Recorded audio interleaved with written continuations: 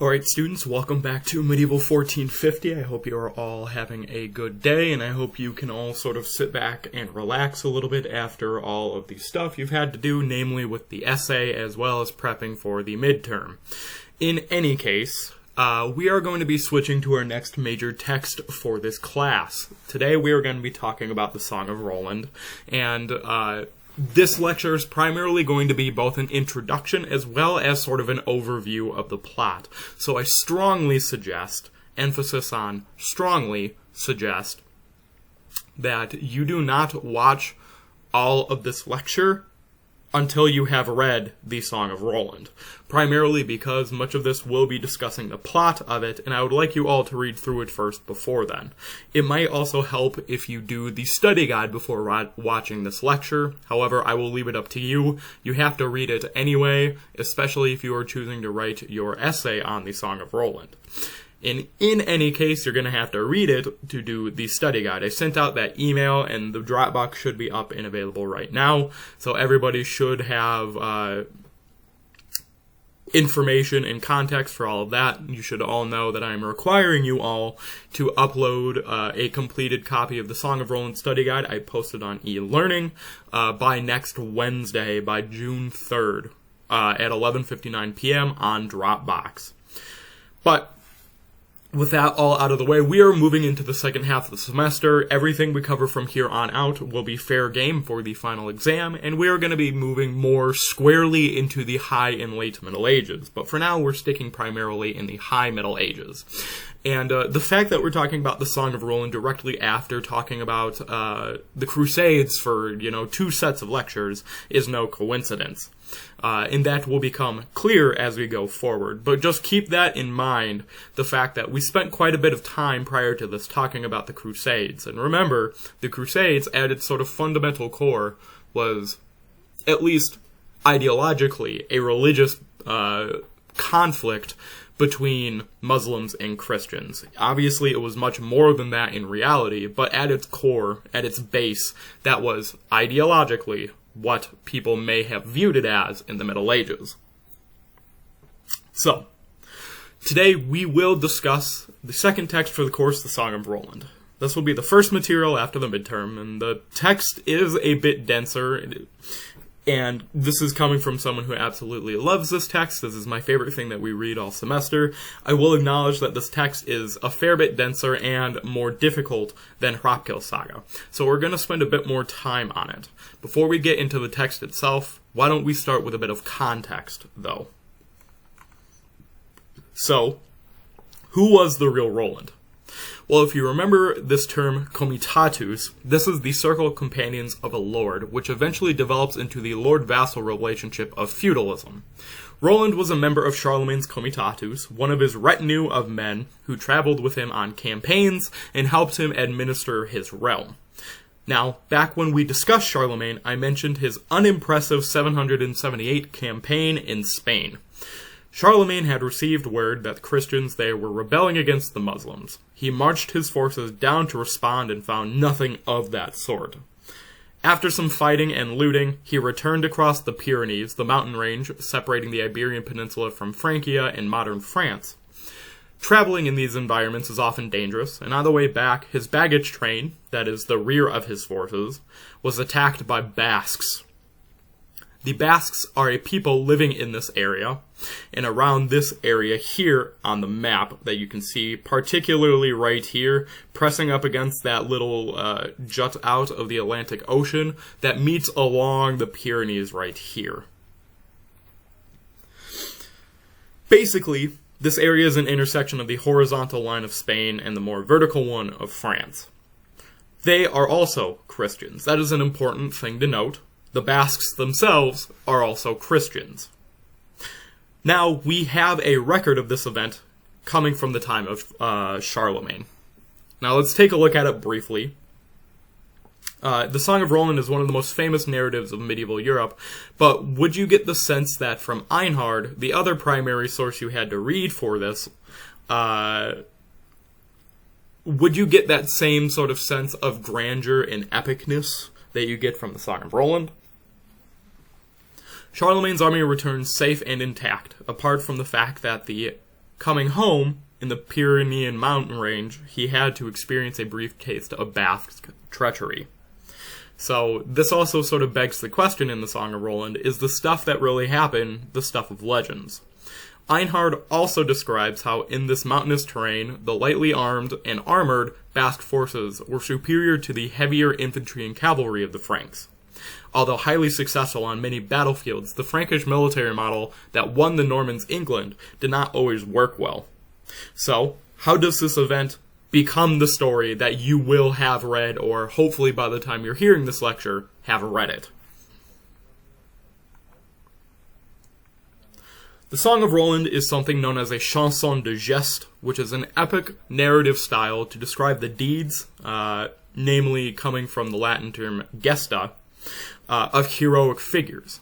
It is organized into les, sections of somewhat variable length with similar structure. And I have the unfortunate habit of pronouncing les or lesses in the very French manner, so anytime you hear me say the word les, this is what that is referring to. While today the story is almost exclusively read, it was originally an oral text, performed and altered over generations until finally written down. This was done, for the most part, by minstrels. Traveling from place to place, minstrels found work performing and reciting the tales they had heard and learned. In a world where most could not see more formal theater, before television or radio, these people helped spread and develop tales. The Song of Roland was thus shaped by being an oral text. Over time, details shifted or were erased, while the narrative was expanded upon and exaggerated into an entertaining story. Indeed, each retelling would be somewhat different, with new les improvised or cut depending on audience or personal preference.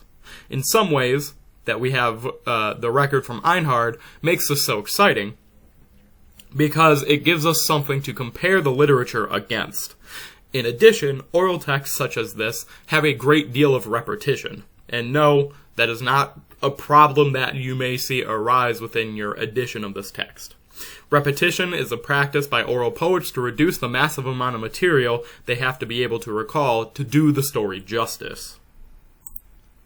Now, what further impacts the story of the Song of Roland is the immediate historic context of its writing.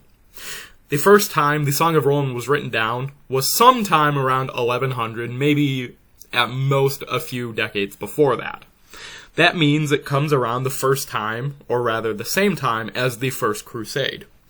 It plays heavily into the cultural mood of conflict between Christianity and Islam, emphasizing the heroism of Charlemagne and his comitatus fighting against non-Christians. Now, Einhard notes that Charlemagne doesn't have time for reprisals, yet that takes up a good portion of the text. That's probably a result of the combination of minstrels looking for a good story and the crusade fervor enjoying stories of Christians successfully challenging Muslims. There's one tiny little problem. Well, maybe it's not that little bit of a problem, but Einhard tells us that Roland was killed by Basques. The enemy has changed from within the story, wherein Roland is killed by Muslims, or the term they use is Saracens, and instead changed from the inconvenient Basques of the actual historical truth, not happy with Charlemagne's army rampaging through and by their territory, and into the enemy, the Muslims. So that is a very important thing to note. In the actual historical record, Roland was not actually killed by Muslims, and thus the creation of this narrative, wherein Roland is killed by Muslims, is a fabrication of an otherwise true historical event. However, you can't really inspire crusading fervor against Muslims when you say, oh, Roland was actually killed by Christians, but let's turn our anger at this towards Muslims. No, the easier thing is to create a narrative wherein you change this somewhat major historical fact into something that can be transformed into essentially a form of propaganda against the very people that you want to turn your energies against. So, from here on out, I'm going to be diving in to the Song of Roland. From this point on, I'm going to be talking about the main plot of Song of Roland. Your study guide has a lot of questions, some of which we will explore here. I'm going to approach it broadly chronologically within the story, but we will jump around a bit in order to talk about big themes as we go. Now, it's up to you if you want to keep going from here, but I strongly suggest that you pause the video or stop the video and come back here, mark down the time, after you have read the Song of Roland. And even better, after you have read the Song of Roland and completed your study guide. However, it is up to you. I can't control you. I can't tell whether or not you watched the video all the way through. So it is up to you. However, once again, my final recommendation is to stop here, come back after you have at least read the Song of Roland. So, let's start with the villains of the story, shall we? The text starts us off by meeting the Muslims, and right off the bat we see something kind of odd. Marsil, quote, does not love God. He serves Muhammad and calls upon Apollo, unquote. Later on, we learn he also worships someone named Tervagant. Now, Muhammad is a mistake, but perhaps an understandable one, as he is the prophet of Islam. Not the God of Islam, but the prophet of Islam. But we've discussed how Muhammad does not claim divinity, and that they are also monotheistic. So what's Apollo, a god from the Greco-Roman pantheon, doing here? Or better yet, who the hell is Tervagant? If you've never heard that name before, I don't blame you.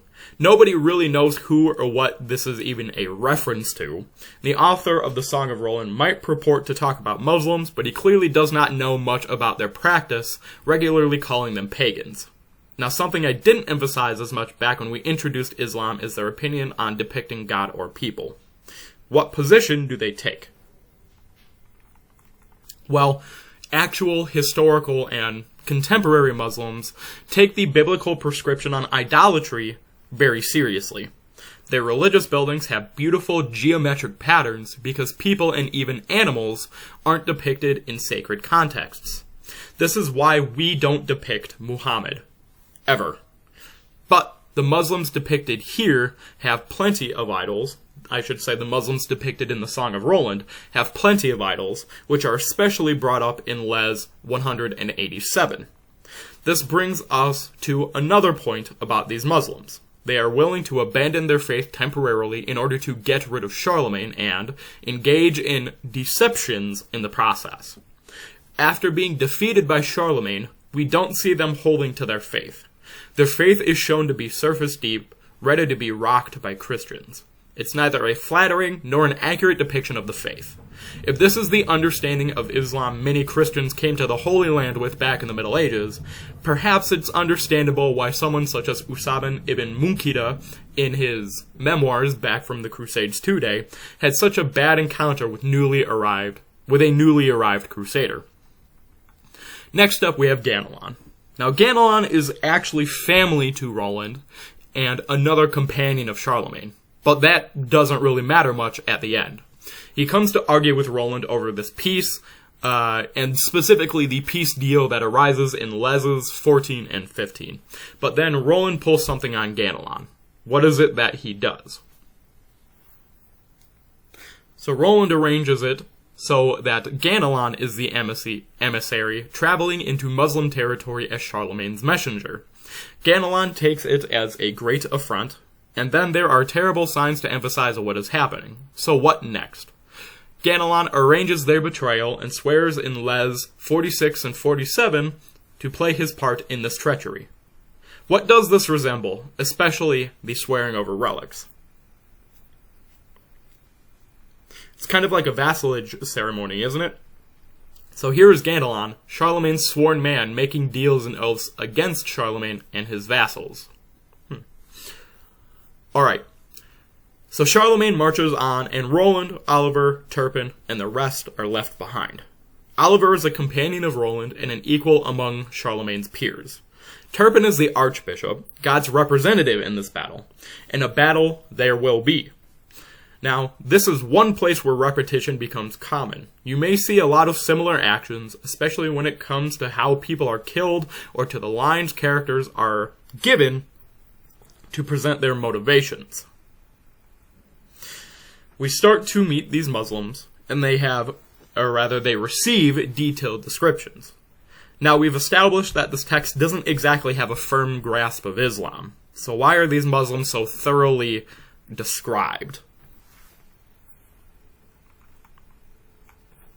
Well, the simplest reason overall is that it uplifts those that kill them. After all, they are here to kill and be killed by Roland and Charlemagne's 12 peers, this group of his companions. Who is someone more worthy to take one of them out? An unnamed warrior, or say, Chernobyl of Munigre, who we meet in Les 78 and can carry a heavier weight for sport than 4 mules can bear. Once again, this is just a brief quote to emphasize the strength of this one single Muslim warrior. These characters are depicted as exemplary in every way. Balagant, the ruler of all Muslims, is described in Les 231, and beyond his other characteristics is even noted that his, well, crotch is very large. Their only fault is the very one that defines them as an enemy. An aside on Balagant states, what a noble baron, if only he were Christian. And that's something you see a few times throughout the story. In the battle itself, grand descriptions of fightings and killings tells its own story, with killings such as Les 99 to 102, with lances piercing men through and lifting them from their horses. This is compounded with the description of the vast numbers that the Christians kill. By combining named kills in large numbers, it gives a truly impressive sense of the deeds of these Frankish heroes. A final note is that Christian deaths do not go unavenged. When Duke Samson is killed by Valdebrun in Les 119, Roland immediately kills Valdebrun in response. If you consider our discussions of honor, you can see how it is important that no killing of Christian fails to be repaid for the honor of the individual killed, Charlemagne and his comitatus, and for Christendom as a whole. But, for all this heroic victory, we could probably guess how the story ends. To an audience, this is already well known, a foregone conclusion. Ganelon betrays Roland and Charlemagne, and everyone dies, and no storyteller could change this end. But one decision remains. Roland and Oliver now must decide whether to call for help, and starting at Les 83, Oliver tries to persuade Roland to blow the horn, realizing that the enemy is likely to kill them. Roland refuses, but why?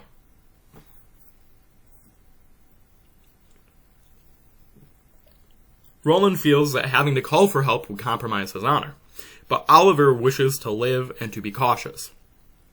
Roland wins the day, a correct action for his honor, but one that ensures their deaths. Starting on Les 128, Roland now realizes the situation and suggests that they should blow the horn. Now Oliver takes a stand against it now. This time, Oliver knows help won't come in time, and this motivation no longer matters. Archbishop Turpin, a representative of God, is of course best prepared to resolve this and points out that while blowing the horn won't save them, it will put Charlemagne in a place to see after the dead and avenge himself upon the Muslims. So Roland goes to blow the horn, an Oliphant. This here is the kind of object we're discussing, as you can see right here on the slideshow. An inlaid and impressively decorated horn that serves both as a way to communicate and as a symbol of status. He blows the horn, and does so with such great strength that it mortally wounds him. Charlemagne returns, finds them dead, and leads the charge against the Muslim forces in Spain. But, for now, we're going to jump ahead out of the battle and move forward to the trial at the end of the Song of Roland. When first brought into the trial, Charlemagne is ready to convict Ganelon, but the barons seem to largely side with Ganelon as opposed to Charlemagne. So what is Ganelon's argument in Les 278? Ganelon argues that he acted against Roland because Roland wronged him, but did not act against Charlemagne per se. The barons largely agree. They look at Roland's behavior towards Ganelon and see him as the wronged party. Specifically, Ganelon as the wronged party. But one gentleman, Thierry, stands with Charlemagne against Ganelon. What argument does Thierry put forward in Les 284?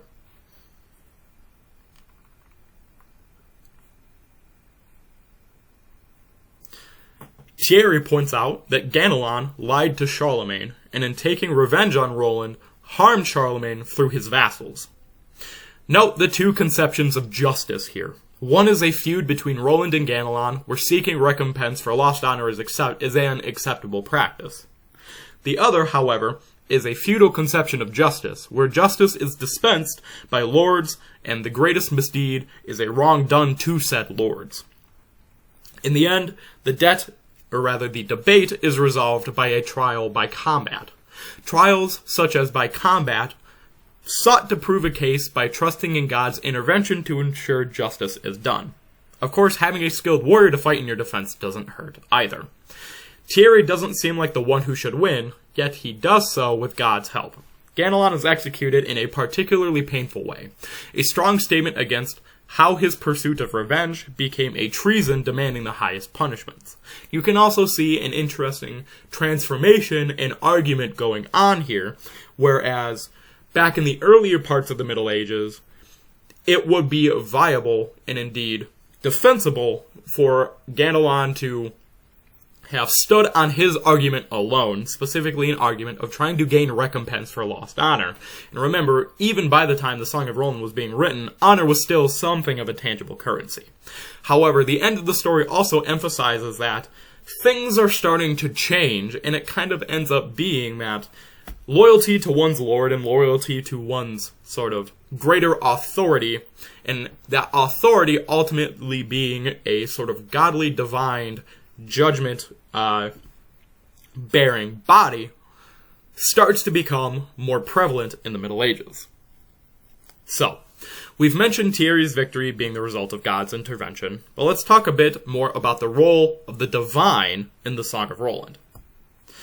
One of the most extended instances is Roland's death in Les 176. The final Frank on the field, God does not allow him to die alone, but sends angels to him, rewarding his service and explicitly taking the titular hero to heaven. God intervenes several times in battles, preventing wounds to many characters, including Charlemagne, from being mortal. But who does not receive divine intervention? Not surprisingly within this plot, God never intervenes to save the Muslims. This makes it very clear that intervention serves true Christians alone, and that God stands with warriors who fight for a Christian cause. But there is also a moment where Charlemagne asks God to preserve daylight until he can finish the battlefield. This is a classic biblical miracle, and it is one God provides in Les 180.